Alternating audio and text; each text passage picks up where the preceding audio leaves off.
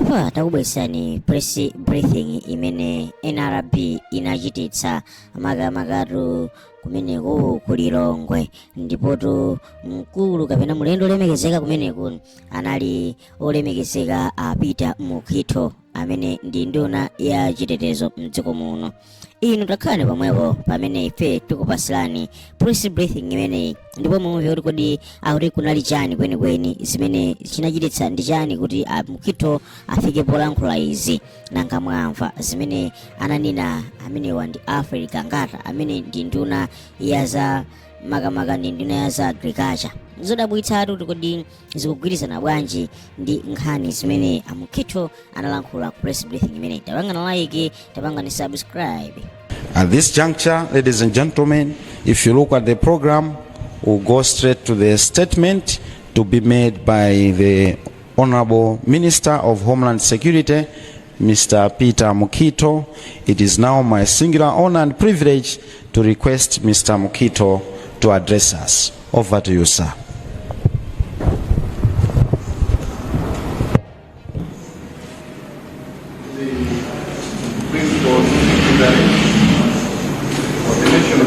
Bureau, Mr. Patrick Machika, senior officers from the National Registration Bureau,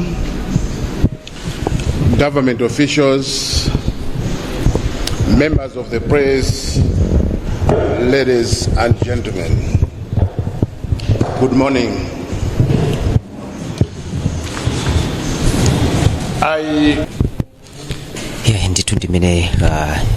tikuchitira kuno ku Crossroads mu mzinda wa Lilongwe kumene bungwe la NRB komanso ndi motsogozedwa ndi nduna uja wona zachitetezo cha mdziko Ministry of Homeland Security ukhale kuyankhula ku mtundu wa Malawi kudzera kwa atolankhani nkhani zake birth registration kapena ndithu tukang'anira kuti kodi chiphaso cha kubadwa kodi zikuyenda bwanji. Ndi ndibwezeretsenso kwa Norman Flood amene akuyendetsa mwambo umenewo.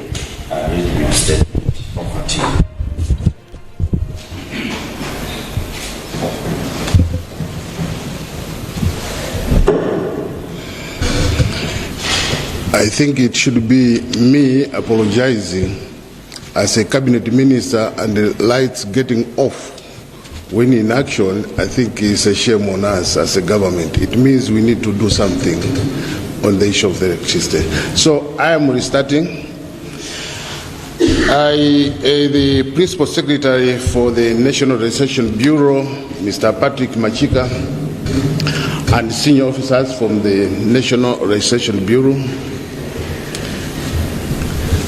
senior government officials, the UNDP representative, Mr. Azza Malik, members of the press, ladies and gentlemen, good morning once again.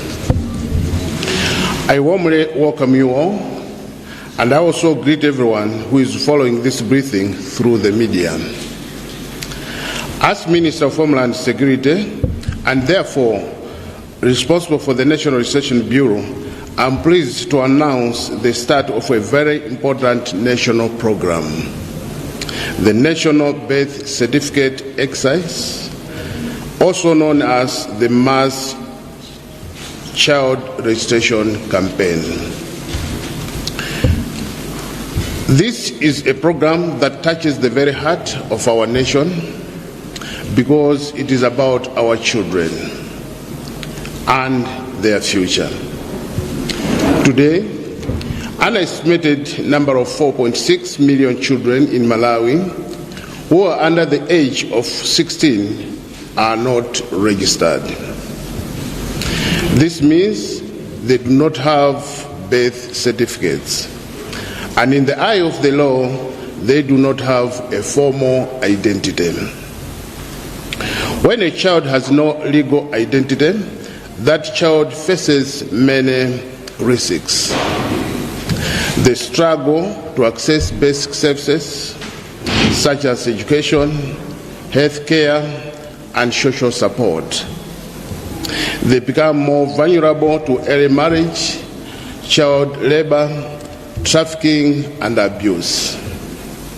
They also face exclusion later in life when they need proof of age for school.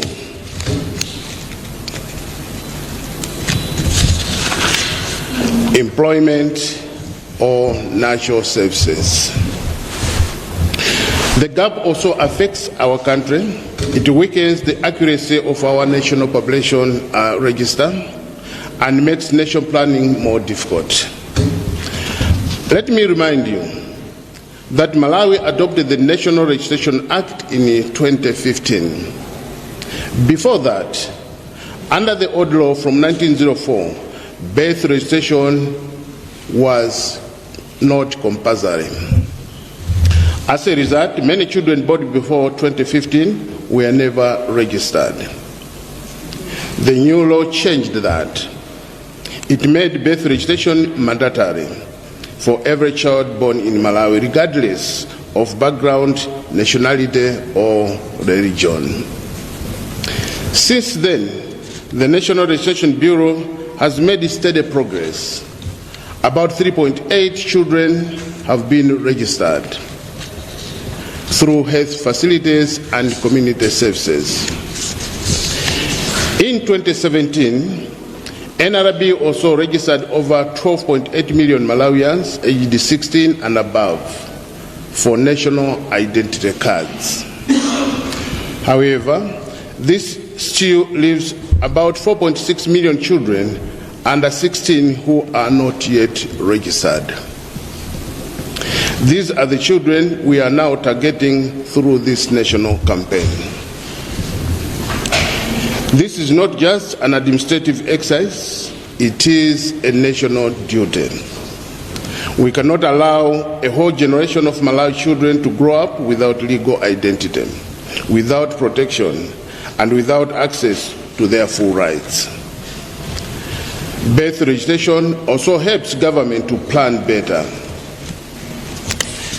It allows us to know how many children need schools, health services, and social support.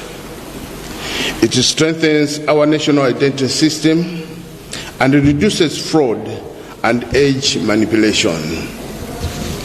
It also moves Malawi closer to meeting the global commitment under Sustainable Development Goal 16.9, which calls for legal identity for all by the year 2030. I must also speak about the problem of age manipulation. Every time recruitment is announced for the Malawi Defense Force, the police, the prison, or immigration, the National Registration Bureau receives many requests to change dates of birth so that people can qualify. This undermines fairness and the integrity of our institution. Universal birth registration will put an end to this problem because every citizen's true date of birth will be securely recorded from childhood. Let me now explain how the campaign will work. The exercise will be carried out in 7 phases across the 25 districts. Karonga, Lilongwe Rural East, Baraka, and Mwanza were already covered during the 2022 pilot, which successfully registered about 625,000 children. Registration will take place at government primary schools. Teachers will act as registration officers. Head teachers will supervise the centers, while primary education advisors will provide oversight. Parents and guardians will be required to provide their national ID numbers so that children can correctly be linked to their families. The NRB staff will be present to verify identities and provide technical support. Before the campaign begins, all involved staff will receive proper training. There will also be a nationwide awareness campaign so that every parent knows where and when to register their child. After the registration, birth certificates will be printed and issued at the same schools to make collection easy for families. To carry out this program fully, about 17.8 billion kwacha is required over more than one financial year. For the 2025 to 2026 financial year, government has already provided about 5.4 billion kwacha, which will cover the first two phases.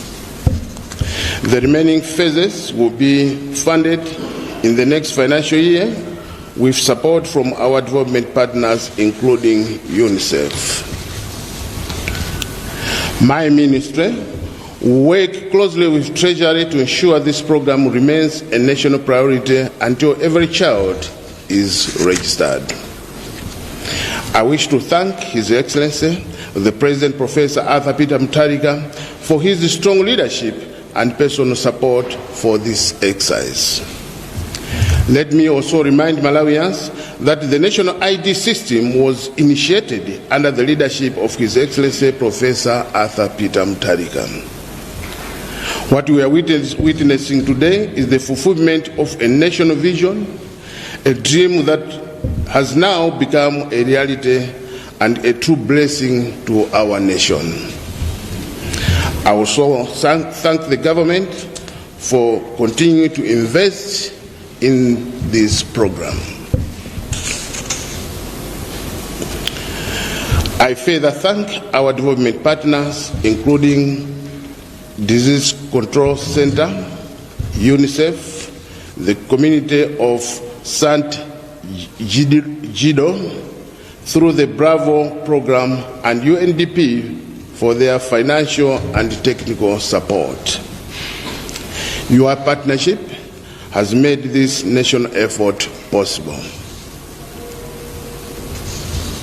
In closing, let me be very clear. Every child in Malawi deserves a name, a legal identity, and recognition by the state. 4.6 million children are waiting for their birth certificates, waiting for their identity, and waiting for the foundation of their future. I therefore call on all partners, parents, guardians, and community leaders to support this campaign and to register every child.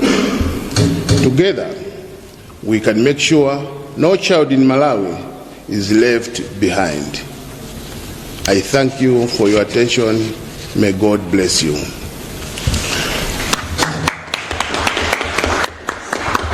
Mwina mawu mchichewa amene tingaonjezere mwaka mphindiko chepa ndi kunena kuti press briefing mauno ndofuna kuwadziwitsa Malawi kuti tikuyambapo kalembera wakatiti makamaka ana amene angobadwa komanso amene ali zaka zosapyolera pa zaka 16. Kalembera ameneyi tikuchita mogwirizana ndi masomphenya a Professor Arthur Peter Mutharika onesesa kuti Malawi wina aliyense akhale ndi chiphaso cha unzika. Ziphaso zimenezi zimatithandizira makamaka ife akuboma kuti tidziwe kuti kodi ni ana angati amene akusowa chithandizo. Amathandizira pamene tikukonza mapulani aboma. So tikupempha kuti inu makolo komanso ena onse amene tikusungana ang'onoang'ono amene ziphaso alibe kuti tikamba exercise imeneyi chonde tenti watengera nawa tipite tikalembetse mukaundula ameneyo. Tikhala tikupereka ndondomeko maprogramu osiyanasiyana kwa Amalawi wonse kuti adziwe kuti kalemberayi kodi akhala motani. Komanso tikhala tikupereka masiku, madeti, komanso ndi malo kumene kalembera amene akachitikire kumadera kwathuko.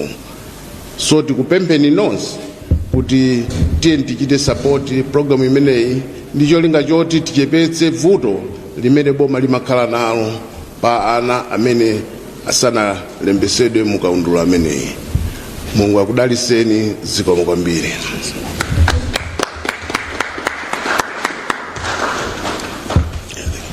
Minister, Honorable Minister, zikomo kwambiri chifukwa cha kuti fotokozera nkhani imene tayitaniratu nkhani kumawa kuno. We thank you so much for the statement. Let me now, without wasting your time, call upon members of the media to start asking questions. Let's take the first 5 questions. You raise your hand, you mention your name and the media institution you are representing, and then go straight to the question. Do not perambulate around the peripheral, just ask straight to the point. We'll start from there and then go there and there. Please come forward so that you are using the microphone. Please come this side.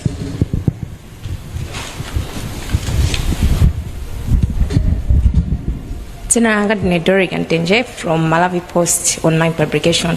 Funso langa ndingufuna ndidziwe mwanena kuti muyambira pana kuyambira pa 0 ana otobadwa kumene nde munena so kuti ndondomeko iziyenda m'masukulu kwana kutengera kwa anthu amene akumvera kuti kwa ana amene ali otobadwa kumene uje ndondomeko imene azitengera kuti zikomo. Thank you. Please, madam.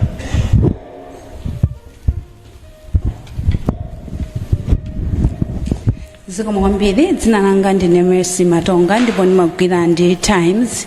Funso langa ndilo kuti mukuyamba kalembera wa ana tsopano koma tikaona pano pa bungwe la NRB lili kale ndi mavuto wa kalembera pamene ma national ID anthu ambirimbiri akukanika kutenga ena maina awo kumasokonekera komanso ena zikumatenga nthawi kwambiri kuti atenge ma ID amenewa.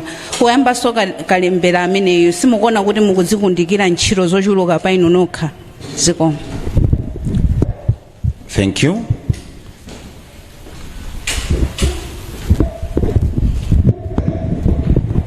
Dzina langa ndi Robert Chandilira kuchokera ku Blantyre Synod Radio.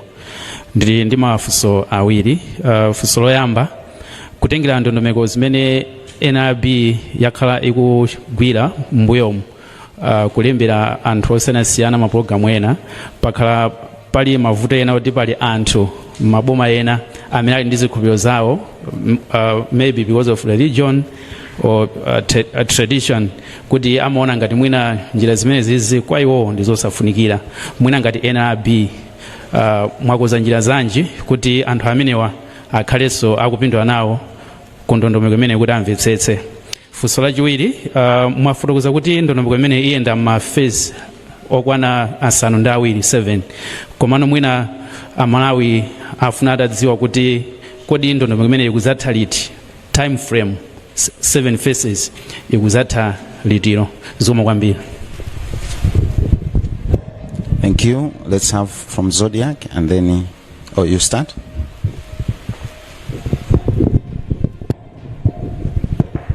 Zikomo kwambiri. Ine ndi Patrick Kachere kuchokera ku Umuntu FM. Ntchito ngati imeneyi ndikhupa zoti sikoyamba taonapo mbuyo mu zipatala zikukakamiza anthu kunena zoti ana azikhala kuti alembetsa bwinobwino. Tinene zoti achipatala akulephera ntchito yawo nanga ngati boma muchite zotani chifukwa monga menda fotokozera kuti akasikoyamba. Zikomo. This round, let's have that last question. Zikomo kwambiri. Ine ndine Franklin Mtambalika kuchokera ku Zodiac. Mafunso anga ndi awiri. Ndiyambe ndi gawo lophunzitsa amene agwire ntchito imeneyi. Mbuyomu tamvapo kuti mavuto amene timakumana nawo ngati dziko ndi kukhala ndi well trained staff woti athe kukuthandizirani ntchito ngati imeneyi. Muchite bwanji kuti ulendo mwina zisativutenso. Mbali ina nkhani ya ndalama 17 point something billion imene ifunikire. Tikudaliranso ma donors kuti atithandize komabe ngati dziko assurance imene mukuwapatsa Malawi ndi otani kuti lodakhala mwina kukezativuta ntchito idzakhala kuti idzamalizikabe. Zikomo kwambiri. Thank you very much, Honorable Minister. I know you have your lieutenants with you. Please, you will now respond to the questions put forward. Thank you.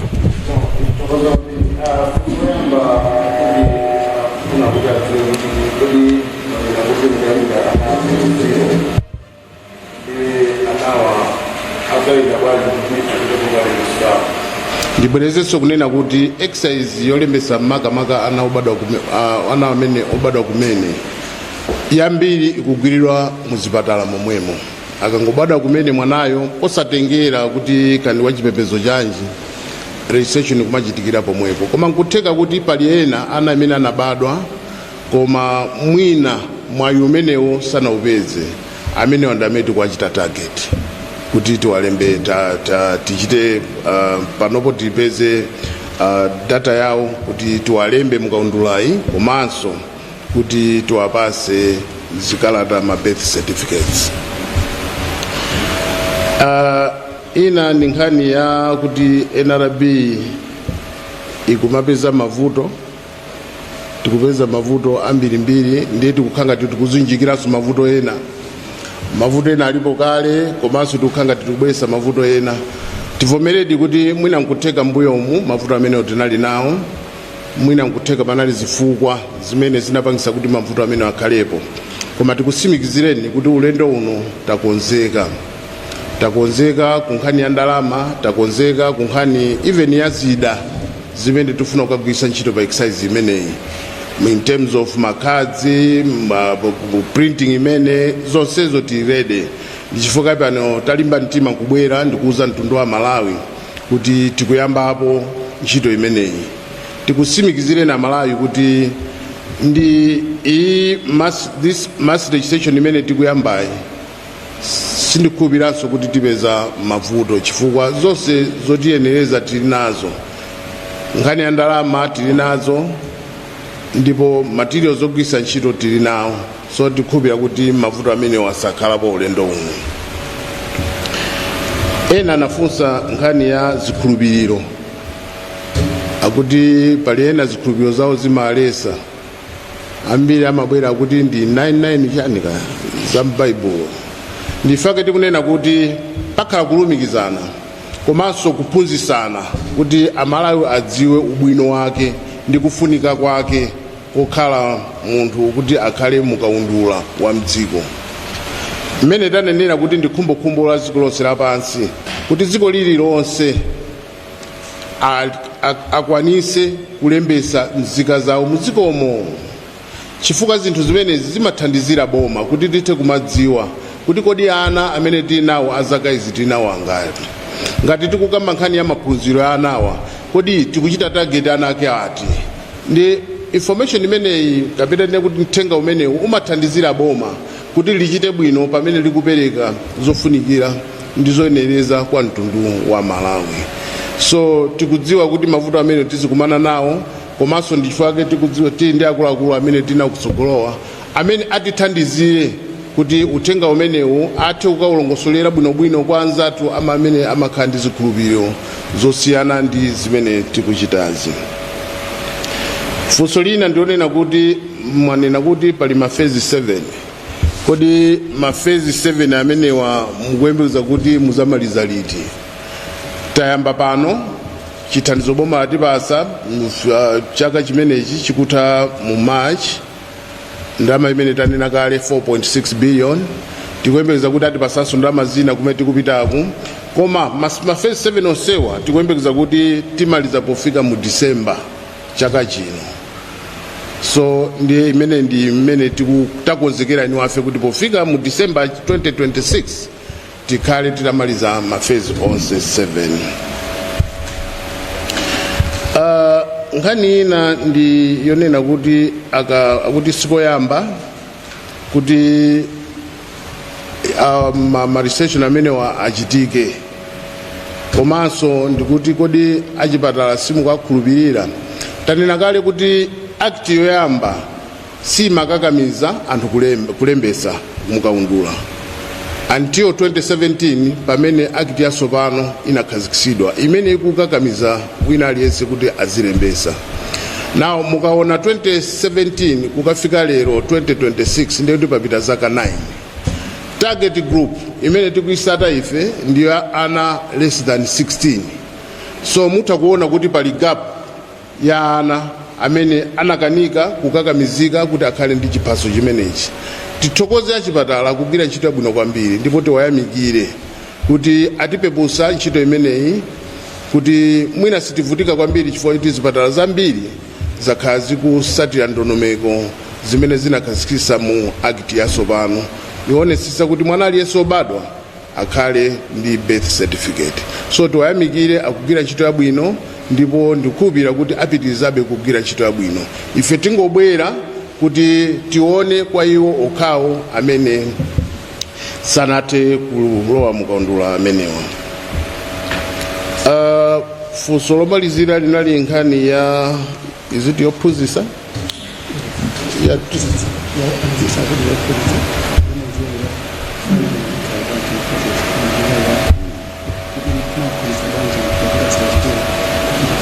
Oh yes, I think inali ya funding komanso training kuti kodi anthu amenewa mwaphunzitsa bwanji. Mmene taneneramu kuti udindo onse ukupita kwa aphunzitsi ndi amene tawapasa ntchito imeneyi kuti atigwirire plus ma headmasters kuti ndi amene akayang'anira ntchito imeneyi.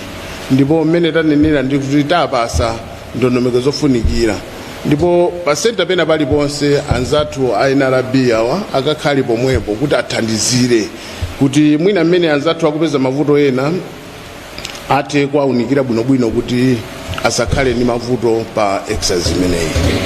Komanso titero kuti pamene tikuyamba mafeza amenewa ndiye kuti tirede kale ku nkhani ya ndalama. Mmene tanenera kale kuti anzathu ena atichita apereka kale commitment kuti atithandiza. Anzathu a UNICEF mmene tanenera ndi ena onse disease control center ndi ena onse ndi anzathu a UNDP ayambapo kale komanso achitabe apereka commitment kuti kumene mafeza amene tikupitawa akhala akutithandizira kuti tiyende limodzi. Komanso boma laonesa kale chidwi ndipo lipitiriza kutithandiza pa programu imene chifukwa taitenga ngati chinthu chofunikira kwambiri kwa ife kuti tichite. Ndipo tikhulupirire kuti onse amene akhala kugwira ntchito imeneyi azalandira zimene tawakonzera kuti atithandizire pothandizira kugwira ntchito imeneyi. Zikomo kwambiri. Titenge omaliza chifukwa I think it ndi programu ina. Yes. Do we have any questions? Any more questions? If not, we can ask Honorable Minister to wind up. Titenge mafunso awiri ngati alipo zamveka bwino chabwino. Honorable Minister mutseke.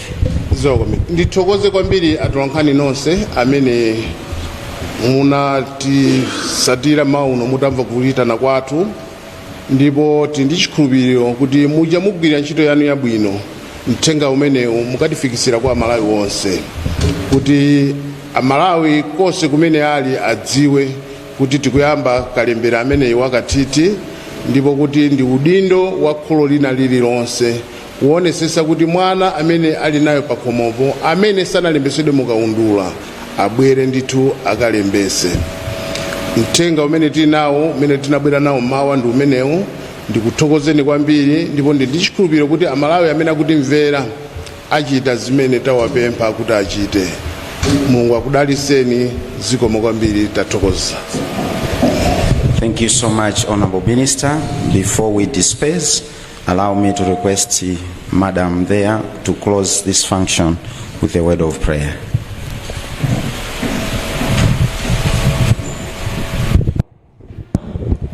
Tiseke maso tipemphere. Ambuye taonani titakupemphani kunena kuti mukhale nafe iniyo mutsogole ifeyo tibwere pambuyo panu. Yehova tuchitira umboni kunena kuti mnyumba muno zonse zimene zinayenerera kuchitika mnyumba muno zachitika mdzina lanu zonse zayenda bwino. Tikupempha kuti wena aliyense pamene tikhale tikulekana pano Ambuye tsogolani titetezeni tikafikenso m'makomo mwathu ndi moyo. Situpempha zambiri yayi koma zonse zingosiya mwana Yesu Khristu Ambuye wathu. Amen.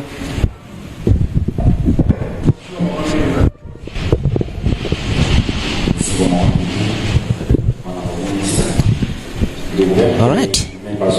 That marks the end of the press conference, which was organized by the Minister of Homeland Security, Peter Mukhitho, alongside Principal Secretary from the National Registration Bureau, and they were talking about the birth registration.